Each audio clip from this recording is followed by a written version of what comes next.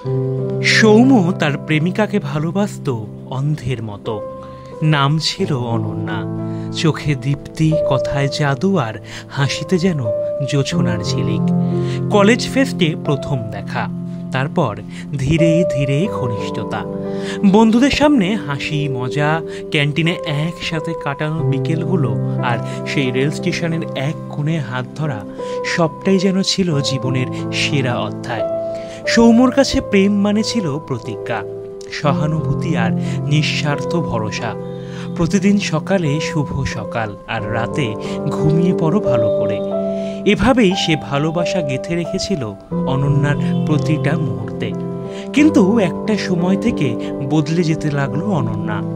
Phone ধরতো না সময় মতো, এমনকি মেসেজের উত্তর পর্যন্ত হতো খুবই সংক্ষিপ্ত।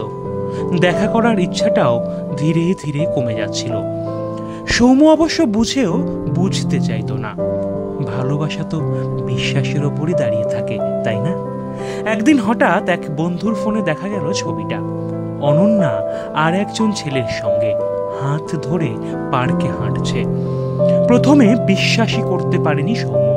নিজেকে বোঝাতো হয়তো বন্ধুই হবে, হয়তো তেমন কিছুই না। কিন্তু এরপর বাস্তবটা আর লুকিয়ে থাকেনি। এক বিকেলে সরাসরি অনন্যাকে জিজ্ঞাসা করলো সৌম্য, অনন্যা, তুমি কি কাউকে ভালোবাসো?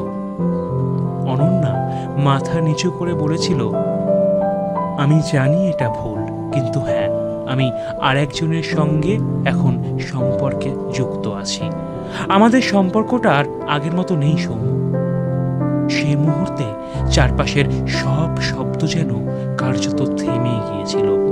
সৌম্যর বুকের ভেতর যেন ছিঁড়ে যাচ্ছিল কিছু। সে কিছু বলল না, শুধু চুপ করে চলে গেল।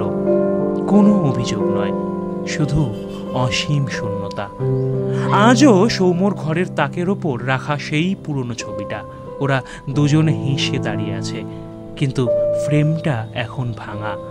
তবুও সে সরায়নি, কারণ ভালোবাসা হয়তো শেষ হয়ে যায়, কিন্তু কিছু স্মৃতি রয়ে যায় চিরকাল বোবা কষ্ট হয়ে আজীবনের মতো।